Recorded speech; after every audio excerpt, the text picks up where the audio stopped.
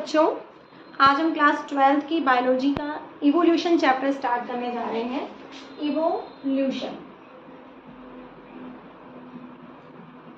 Evolution chapter काफ़ी बच्चों को बहुत टफ भी लगता है, काफ़ी बच्चों को बहुत बोरिंग लगता है और टीचर्स को भी समटाइम्स बोरिंग लगता है। क्यों? क्योंकि बायोलॉजी के टीचर, बायोलॉजी जब हम पढ़ते हैं तो हमारे दिमाग में आता है कि हम रेस्पिरेटरी सिस्टम पढ़ें, डाइजेस्टिव सिस्टम पढ़ें, एक्सक्रीटरी सिस्टम पढ़ें, बट जब हम ये चैप्टर पढ़ते हैं ना इवोल्यूशन, तो हमें बायोलॉजी वाली फीलिंग नहीं आती। ऐसा लगता है कि हम ज्योग्राफी पढ़ रहे हैं, एसएसटी पढ़ रहे हैं, ठीक है। बट ये आपके एनसीईआरटी में बायो में दिया गया है और ये इम्पॉर्टेंट भी है। इसमें से 2-3 क्वेश्चन आपके एग्जाम में पूछे ही जाते हैं हर बार।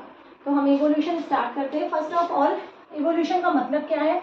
इवोल्यूशन का मतलब होता है विकास, जिसको हम हिंदी में कहते हैं विकास।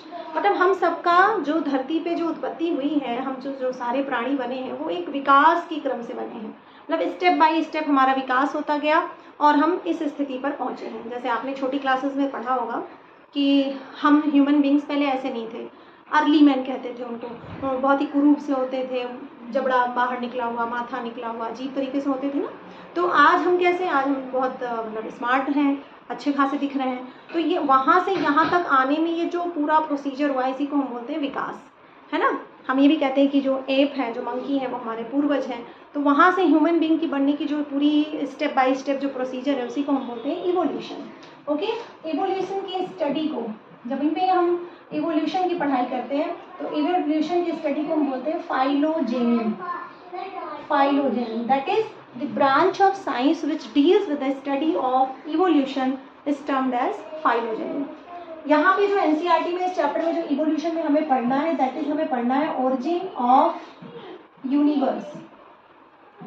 यूनिवर्स, ब्रह्मांड की उत्पत्ति कैसे हुई। ओके, कई बार हमारे दिमाग में क्वेश्चन तो उठता ही होगा ना कि ब्रह्मांड कैसे बना, इसकी ओरिजिन कैसी हुई। तो सबसे पहले हम ओरिजिन ऑफ यूनिवर्स देखेंगे, उसके बाद हम देखेंगे ओरिजिन ऑफ अर्थ। मतलब ब्रह्मांड तो बहुत बड़ा है, उस ब्रह्मांड में हमारी छोटी सी पृथ्वी कैसे बनी। ओके, तो origin of universe, origin of earth, and then we will study about the origin of first life. मतलब सबसे पहला जीवन, सबसे पहली सेल, सबसे पहला जीव अर्थ पर कैसे आया, ये ब्रह्मांड कैसे बना, फिर उस ब्रह्मांड पर अर्थ कैसे बनी, फिर उस अर्थ पर सबसे पहला जीव या सबसे पहली सेल कैसे बनी। इन 3 स्टेप्स में हम इस चैप्टर को कवर करेंगे। ओके, तो first of all we will focus upon the origin of universe. सबसे पहले हम किसकी स्टडी करने जा रहे हैं? Origin of universe. देखिए, यूनिवर्स के ओरिजिन के रिस्पेक्ट में बहुत सारी थ्योरीज दी गई हैं, बहुत सारी आध्यात्मिक थ्योरीज भी दी गई हैं, स्पिरिचुअल थ्योरीज हैं, बट उनको बायोलॉजी में या साइंस में हम एक्सेप्ट नहीं करते। साइंस में जिन थ्योरीज को हम एक्सेप्ट करते हैं उसमें सबसे मान्य, सबसे एक्सेप्टेबल थ्योरी है big bang theory. Big bang theory, एक बहुत बड़ा धमाका। ओके, यूनिवर्स की ओरिजिन किस थ्योरी के उस पर डिपेंड है? बिग बैंग थ्योरी पर। हम मानते हैं कि यूनिवर्स की ओरिजिन बिग बैंग थ्योरी से हुई है। ओके, बिग मतलब होता है बड़ा, बैंग मीन्स होता है धमाका। ऐसा माना जाता है कि बहुत सालों पहले, बहुत सालों, लगभग ओरिजिन ऑफ यूनिवर्स माना जाता है कि 200, जो एनसीईआरटी में जो डाटा दिया गया है वो है 200 बिलियन ईयर एगो हुई थी। मतलब इस यूनिवर्स की उत्पत्ति 200 बिलियन ईयर एगो हुई थी। ओके, तो आज से 200 बिलियन ईयर एगो पहले क्या हुआ था? एक बहुत बड़ा धमाका हुआ, अ बिग एक्सप्लोजन। क्या हुआ? एक्सप्लोजन। ये बिग बैंग थ्योरी के अकॉर्डिंग मैं बता रही हूँ आपको। एक्सप्लोजन हुआ, ये एक्सप्लोजन इतना बड़ा था that you can not imagine about that explosion. मतलब फिजिक्स में आप इसको डिफाइन भी नहीं कर सकते, इतना बड़ा एक्सप्लोजन हुआ था। ठीक है, जब एक्सप्लोजन होता है, अगर कोई चीज़ फटेगा, कोई बम फटेगा तो क्या होगा? चीज़ें फैल जाएंगी, दूर दूर हो जाएंगी। तो इस एक्सप्लोजन से एक्सपेंशन हुआ। क्या हुआ? एक्सपेंशन, जिसको हम बोलते हैं प्रसार। प्रसार मतलब सारी सब बिखर गया, सब दूर दूर चला गया। सब जो प्रसार हुआ है उसी से कहीं अर्थ बना, कहीं सन बना, कहीं मून बना, कहीं स्टार बना। तो ये प्रसार से हुआ है। और ऐसा माना जाता है कि एक्सप्लोजन इतना बड़ा था कि इसका जो एक्सपेंशन है वो अभी तक हो रहा है। इसका एक्सपेंशन अभी तक हो रहा है। ओके, ये एक्सप्लोजन इतना बड़ा था। उसके बाद क्या हुआ? एक्सपेंशन होने के बाद फिर धीरे धीरे टेम्परेचर थोड़ा सा कम हुआ, मतलब कूलिंग हुई। जब एक्सप्लोजन हुआ रहा होगा उस समय तो टेम्परेचर बहुत हाई रहा होगा, we can not imagine that high temperature, but उसके बाद धीरे धीरे कूलिंग हुई कूलिंग होने से, ठंडा होने से दो गैसें बनी। सबसे पहले दो गैसों का फॉर्मेशन हुआ, हाइड्रोजन एंड हीलियम। ओके, तो आप कह सकते हैं कि यूनिवर्स में जो सबसे पहली जो दो गैसें बनी थी वो क्या थी, हाइड्रोजन एंड हीलियम।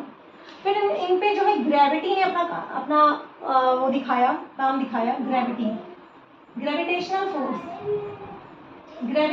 फोर्स ने एक्ट अपॉन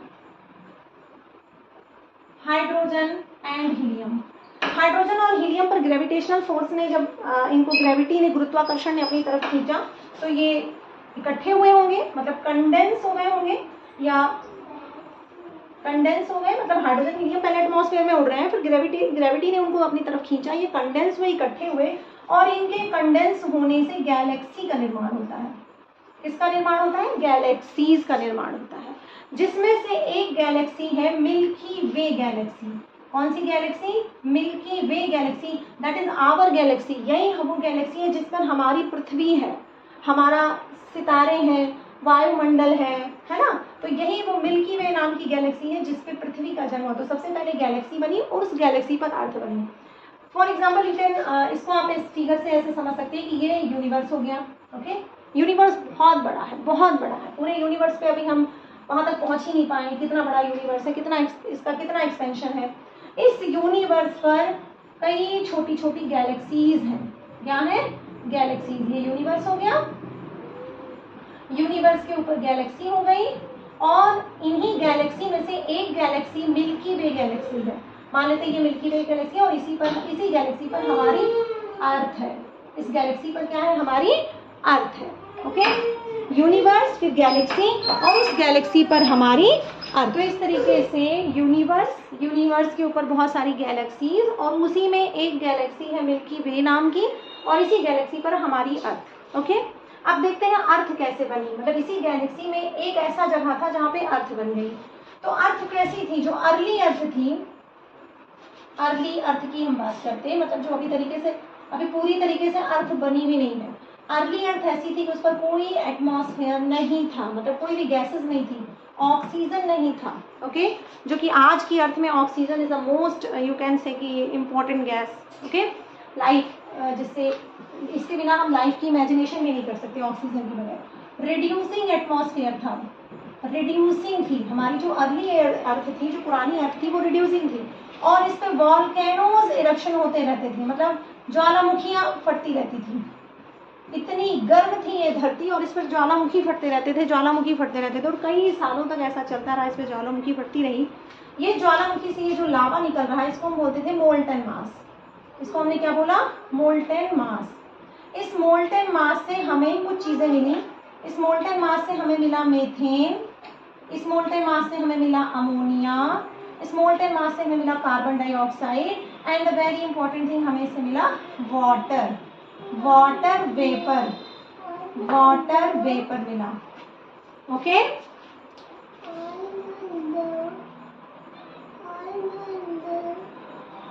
ये जो वाटर वेपर मिला, ये देखिए क्या करेगा, मोल्टन मास से हमें क्या क्या मिला, methane, ammonia, carbon dioxide, water vapour. इसी समय तक सन भी अपने अस्तित्व में आ चुका था, क्योंकि जब एक्सप्लोजन हुआ तो उसमें कहीं ना कहीं सन भी बना होगा। इस सन की ultraviolet rays in water vapour पर पड़ी।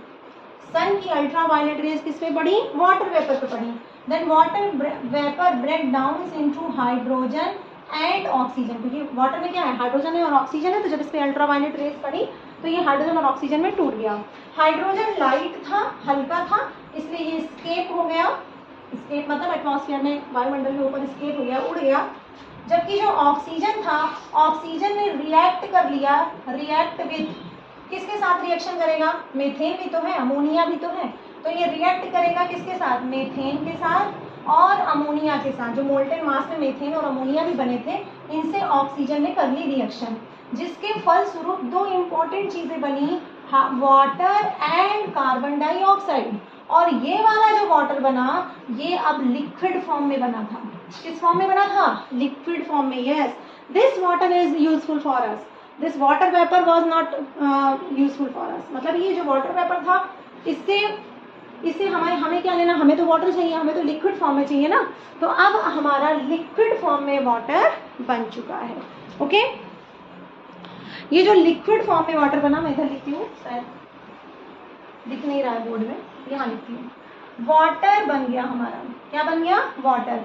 ये वाटर क्योंकि लिक्विड फॉर्म में है तो धरती पे नीचे गिरेगा in the form of rain, यानी पृथ्वी पर पहली बार, यूनिवर्स में पहली बार बारिश हुई, ठीक है, रेनिंग हुई। और जो अर्ली अर्थ थी, जो हमारी प्राचीन अर्थ थी, वो ऐसी नहीं थी जैसी आज है, उस पर बड़े बड़े गड्ढे थे, बड़े बड़े क्या थे? गड्ढे थे। तो ये रेन का वाटर इन बड़े बड़े गड्ढों में भर गया, फिल हो गया, जिनको आज के टाइम पे हम बोलते हैं महासागर।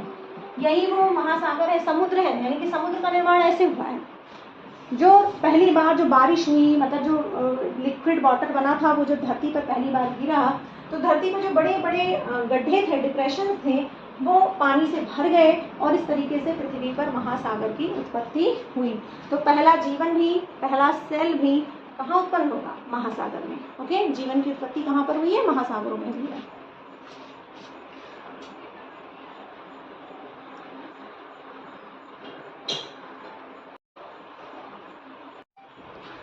एक बार फिर से हम लोग फटाफट से रिवाइज कर लेते हैं, रिकॉल कर लेते हैं सारी चीज़ें। तो ओरिजिन ऑफ यूनिवर्स तो कैसे हुआ है? बिग बैंग थ्योरी से हुआ है। इसमें एक बहुत बड़ा एक्सप्लोजन हुआ था। कितने साल पहले? 200 बिलियन ईयर एगो पहले एक एक्सप्लोजन हुआ था, जिसकी वजह से एक्सपेंशन हुआ, फिर कूलिंग हुई।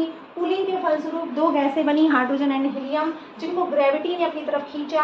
ग्रेविटी के इस पे काम करने से ये कंडेंस हुई ये गैसें, और इनके कंडेंस होने से गैलेक्सीज का निर्माण हुआ, जिसमें से एक गैलेक्सी है मिल्की वे। इसी पे हमारी अर्थ बनी। अब अर्थ की बात कर लेते हैं। जो अर्ली अर्थ थी, जो प्राचीन अर्थ थी, वो कैसी थी? उस पर ऑक्सीजन नहीं था, उस पर वॉल्केनिक इरप्शंस होते थे, मतलब ज्वालामुखी फटती थी। इन ज्वालामुखी के फटने से क्या क्या बना था? मीथेन, अमोनिया बना था, CO2 बना था, and very important thing, water vapour बना था। ओके, वाटर वेपर पर सन की अल्ट्रावायलेट रेज पड़ी। सन की अल्ट्रावायलेट रेज जब वाटर वेपर पे पड़ी तो वाटर वेपर ब्रेक डाउन हो गया हाइड्रोजन एंड ऑक्सीजन में। हाइड्रोजन हल्का था, इसलिए इसने रिएक्शन नहीं की, ये एस्केप हो गया, बच गया। लेकिन ऑक्सीजन ने रिएक्शन किया किसके साथ? मीथेन के साथ। और किसके साथ रिएक्शन किया? अमोनिया के साथ। जब इसने मीथेन और अमोनिया के साथ रिएक्शन किया तो इसने दो इंपॉर्टेंट चीजें बनाई, कार्बन डाइऑक्साइड एंड वाटर। और इस बार वाटर जो बना वो कौन से फॉर्म में था? लिक्विड फॉर्म में था। और ये वाटर अब कहाँ गिरेगा? धरती पे गिरेगा, पृथ्वी पर गिरा, मतलब गैलेक्सी में किसी एक जगह पे गिरा, जहाँ पे गिरा वहीं पे हमारी पृथ्वी का निर्माण हुआ। तो पृथ्वी कैसी थी? बड़े बड़े गड्ढों से भरी हुई थी। इन गड्ढों में ये पानी भर गया, और ये छोटे मोटे गड्ढे नहीं थे, बहुत बड़े बड़े गड्ढे थे, जिनको आज हम कहते हैं सी। इन्हीं से हमारे समुद्र का निर्माण हुआ। तो इस तरीके से आज हमने एक टॉपिक यहाँ पे डिस्कस कर लिया। ओरिजिन ऑफ यूनिवर्स हो गया, ओरिजिन ऑफ अर्थ हो गया, और ओरिजिन ऑफ लाइफ के बारे में, ओरिजिन ऑफ फर्स्ट लाइफ के बारे में we will discuss about it in our next video. Till then, good bye, stay connected and keep learning.